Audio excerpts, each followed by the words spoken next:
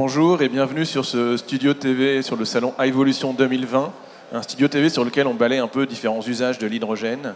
Et pour le sujet qui nous intéresse, nous allons parler d'hydrogène fatal dans l'industrie et voir en quoi c'est un gisement qui peut être exploité. Pour en parler, j'ai le plaisir d'avoir avec moi Yannick Bonin. Bonjour. Bonjour. Alors vous venez de la société Storengy, donc vous êtes le responsable du programme hydrogène, donc ça tombe bien, on va parler d'hydrogène avec vous chez Storengy. Mais avant de parler d'hydrogène, est-ce que peut-être déjà vous pouvez nous parler de votre société? Quel est votre métier? Quel est le métier de Storengy? Alors bonjour. Donc Storengy est une filiale à 100% du groupe Engie. Storengy, son métier historique, c'est le stockage souterrain de gaz naturel, puisqu'on exploite des sites de stockage souterrain de gaz naturel depuis une soixantaine d'années. Et en fait, on se sert des compétences qu'on a acquises dans ce métier pour nous développer sur deux autres activités depuis un certain nombre d'années, qui sont la géothermie et puis la production et le stockage de gaz renouvelables, à savoir l'hydrogène, le biométhane et le méthane de synthèse obtenu par combinaison d'hydrogène et de CO2. Donc je dis bien production et stockage et pas que stockage. Donc ça vous amène à avoir une vision un peu plus large que le simple stockage de gaz naturel dans les cavités. Alors du coup, comment est-ce que vous voyez évoluer un peu le paysage énergétique? Et voilà, avant de parler d'hydrogène, un peu dans quel contexte est-ce que vous situez le développement de l'hydrogène? Alors, nous, en fait, ce qu'on développe, c'est des hubs énergétiques territoriaux où on va aller chercher les ressources des territoires. Donc, ça peut être de l'électricité renouvelable, ça peut être aussi des déchets, notamment de l'hydrogène qui est coproduit par certaines industries et qui est rejeté parfois dans l'atmosphère. Et donc on va transformer ça dans un vecteur qui est l'hydrogène, et on va l'acheminer jusqu'aux usages les plus proches. Alors les usages les plus proches, ça va être l'usage industriel de l'hydrogène, puisqu'il y a déjà des industries qui consomment de l'hydrogène. C'est de l'hydrogène produit par vapeur formage de gaz naturel, le plus souvent, qu'on appelle de l'hydrogène gris, qui lors de sa production voit beaucoup d'émissions de CO2.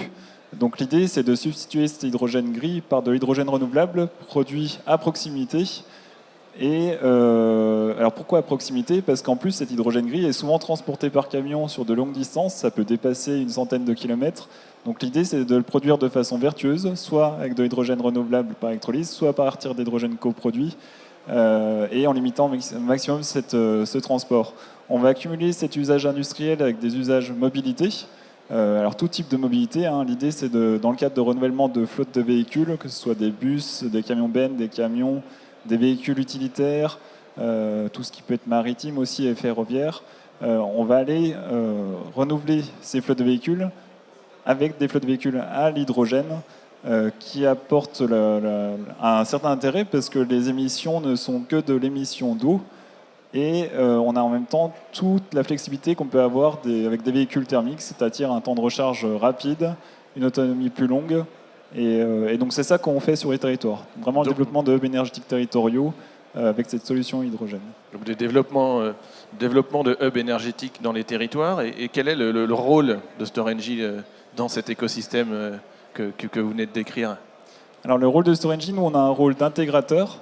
Donc on va vraiment avoir un rôle d'assembleur de toutes les briques technologiques, la production, quand on parle donc la production d'hydrogène par électrolyse, quand on parle d'électrolyse, le traitement des impuretés, quand on parle d'hydrogène coproduit par des industries, notamment dans les cadres de processus d'électrolyse chlore-soude, le stockage, que ce soit en surface ou que ce soit en sous-sol dans des cavités salines, toute la logistique de distribution, avec tout un esprit d'optimisation, parce qu'on sait que c'est un certain coût, hein, ce transport. Il n'y a pas de pipeline d'hydrogène, c'est un transport par camion, et on a besoin d'optimiser les trajets pour rendre l'hydrogène un maximum compétitif pour les usages.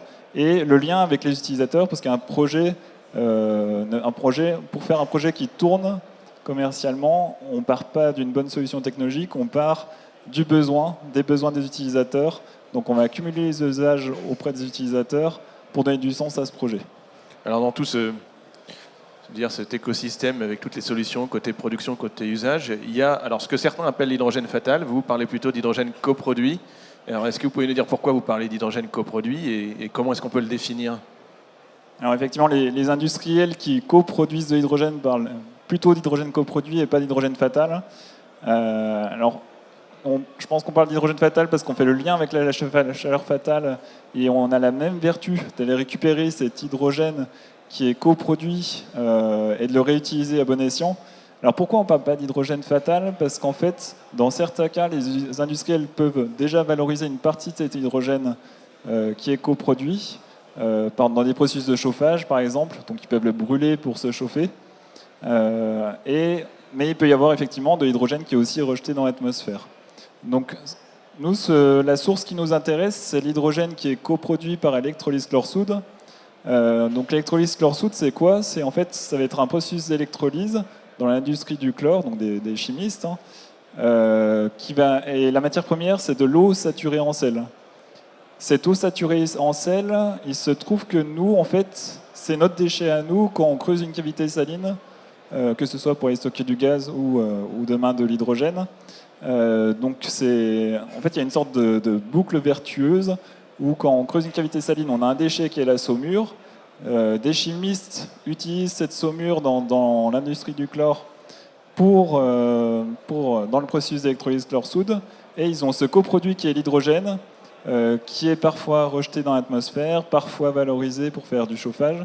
Et l'intérêt, là, c'est qu'on peut le valoriser d'une meilleure façon. On a cherché des usages pertinents, qui sont l'industrie et la mobilité. Et ça permet d'amorcer les projets hydrogène dans le cas où l'électrolyse n'arrive pas à trouver sa place. Il y a déjà le gisement d'hydrogène qui est disponible quelque part. Ben voilà, sur certaines zones, on a déjà ce gisement d'hydrogène. En France, ça représente à peu près 50 000 tonnes d'hydrogène qui sont à disposition dès maintenant et qui peuvent trouver leur place en complément d'électrolyse. Et géographiquement, on sait à peu près où c'est situé? Ça a été cartographié un peu tout ce gisement? Ou c'est un travail qui reste à faire? Non, c'est connu. Alors je ne donnerai pas tous les lieux. Je pourrais parler de 2 projets qu'on a en Nouvelle-Aquitaine et dans le Grand Est. Mais en gros, vous avez entre 5 et 10 sources. Donc c'est très localisé. C'est pour ça qu'il y a de la place aussi pour l'électrolyse. Alors justement, est-ce que vous avez des exemples concrets? Vous avez parlé du Grand Est, de Nouvelle-Aquitaine. Concrètement, à quoi ça ressemble des projets qui s'appuient sur cette ressource d'hydrogène coproduit? Alors, je vais commencer par le projet écologie. Donc le projet écologie, en fait, c'est un bon exemple de hub énergétique territorial. Et il a été lauréat de l'appel à projet Hydrogène Industrie lancé par l'ADEME l'année dernière, donc en juin 2019. Donc en fait, c'est un projet où on travaille avec PPC, qui est un chimiste, sur une quantité d'hydrogène de environ 500 tonnes d'hydrogène. Donc ça, c'est l'hydrogène qui est à valoriser. C'est le gisement sur son site à lui. Voilà, il y a une grande partie qui est rejetée dans l'atmosphère, il y a une petite partie qui a été valorisée. Et donc, on utilise cet hydrogène, on traite ses impuretés, parce qu'on ne peut pas l'utiliser tel quel, il y a des impuretés dedans. Donc on traite toutes ces impuretés, c'est un métier qu'on sait faire, parce qu'on le fait déjà dans le cadre du stockage souterrain de gaz naturel. On le conditionne, donc on le stocke, et on gère toute la logistique d'approvisionnement jusqu'à des usages, donc des industries qui consomment de l'hydrogène gris, donc une industrie en particulier qui consommait de l'hydrogène gris et qui veut consommer de l'hydrogène renouvelable à la place, à un prix compétitif, et puis des usages mobilité, donc de type bus, navette fluviale, flotte de véhicules utilitaires et berlines. Et donc on combine tous ces usages-là pour en faire un hub énergétique et faire en sorte que le prix de l'hydrogène soit optimisé pour tout le monde. Et du coup, il en est à quel stade ce projet? Donc là, le plan de financement est quasiment bouclé grâce au fait qu'il soit lauréat de l'appel à projet ADEME. Et puis après, on a un horizon de temps de 1 an et demi, 2 ans pour la réalisation, donc la mise en service. D'accord. Et du coup, le deuxième projet que vous avez évoqué en Nouvelle-Aquitaine, c'est le même type de projet? Alors voilà, c'est un projet plus gros en Nouvelle-Aquitaine. Donc on travaille avec Norion, qui coproduit également de l'hydrogène. On est sur des quantités plus importantes. Donc on est sur du 15 à 20 MW électriques, quand sur le projet dans le Grand Est, on parlait plutôt de 3 à 5 MW électriques, en équivalent de puissance électrique. Donc on est sur un projet plus gros. Et donc là, on est sur la même logique de hub énergétique territorial où on va chercher les débouchés mobilité, que ce soit des bus, des camions bennes, des trains. On travaille aussi, il y a eu un un accord de partenariat qui a été signé tout récemment entre le port de Bordeaux, Storengy et puis Nexeia pour développer les usages sur le port et étudier en tout cas tout le potentiel que ce projet-là a pour développer un projet hydrogène qui tourne. Et puis des liens aussi avec les industries. Donc là, et puis avec d'autres projets qu'on mène ailleurs en Nouvelle-Aquitaine et qui peuvent interagir entre eux. Donc on voit, c'est des projets qui sont prêts à sortir de terre. Qu'est-ce qui manque? Est-ce qu'il y a des freins? Et surtout, de quel ordre ils sont? Est-ce que c'est un enjeu économique, un enjeu technique, un enjeu de réussir à faire fonctionner ensemble tous ces écosystèmes, tous ces acteurs? Alors nous, on passe... je dirais que le premier enjeu, c'est le fait qu'un projet... Il y a deux façons de faire un projet. Soit on fait un démonstrateur, on part d'une bonne idée technologique et on cherche à développer un projet autour de ça. Soit, mais on parle de démonstration parce que ça se trouve, on ne trouvera pas de client autour. Et donc le projet aura du mal à tourner. Ou alors on sera dans une démonstration R&D et ça sera ça l'intérêt. Soit, et c'est plutôt ce qu'on fait aujourd'hui, soit on part des utilisateurs, des utilisateurs potentiels de l'hydrogène, qu'ils soient industriels ou utilisateurs de flottes de mobilité, type collectivité, syndicat d'énergie, agglomération ou région. Et donc, on part de cette utilisation et on cumule ces différents utilisateurs pour monter un hub énergétique territorial. Et l'avantage, c'est qu'en allant cumuler ces usages, on réduit le prix de l'hydrogène pour tout le monde.